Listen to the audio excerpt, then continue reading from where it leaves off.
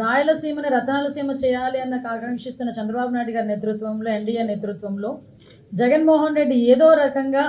శవ రాజకీయాలు చేసైనా ఫ్యాక్షన్ రాజకీయాన్ని మళ్ళా తెరలేపాలి అనే ఉద్దేశంతో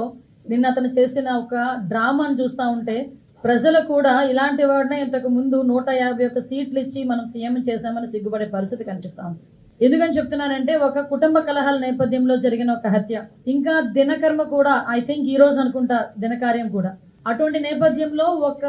బాధితుడిని అండ్ బాధిత కుటుంబాన్ని పరామర్శించాల్సిన తీరు చూస్తే నిజంగా ఇలాగా పరామర్శిస్తారు? దట్టు ఒక 5 సంవత్సరాలు 151 సీట్లు ప్రజలు ఇచ్చిన సీఎం గా చేసిన వ్యక్తి, అఫ్ కోర్స్ ఆ రోజు అతను చేసిన అన్యాయాలు అక్రమాలు బట్టి సుమారుగా దగ్గర ఇప్పుడు మళ్ళా 11 సీట్లకు పడిపోయిన వ్యక్తి పరామర్శకి వెళ్ళినప్పుడు కూడా 11 సీట్లు వచ్చినా కూడా బుద్ధి రాకుండా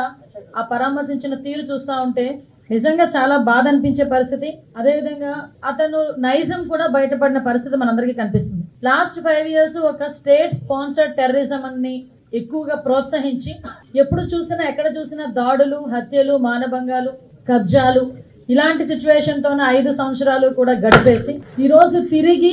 ఎన్డీఏ గవర్నమెంట్ మీద బురద చల్లే పరిస్థితి కనిపిస్తా ఉంది. ముఖ్యంగా ఒకటి మాత్రం క్లియర్ గా చెప్పాలండి, లాస్ట్ 5 years లో మేము చెప్పామండి, ఐపీసీ సెక్షన్ ప్రకారం అన్నది కాకుండా వైసీపీ సెక్షన్ ప్రకారం అని చెప్పి పోలీసుల చేత కూడా పనిచేయించి పోలీస్ వ్యవస్థని కూడా నిర్వీర్యం చేసేసి ఈ రోజు అదే పోలీసు వ్యవస్థ మీద విరుచుకుపడే పరిస్థితి చూస్తా ఉంటే జగన్మోహన్ రెడ్డి మానసిక పరిస్థితి కూడా మేము జాలిపడాల్సిన సందర్భం.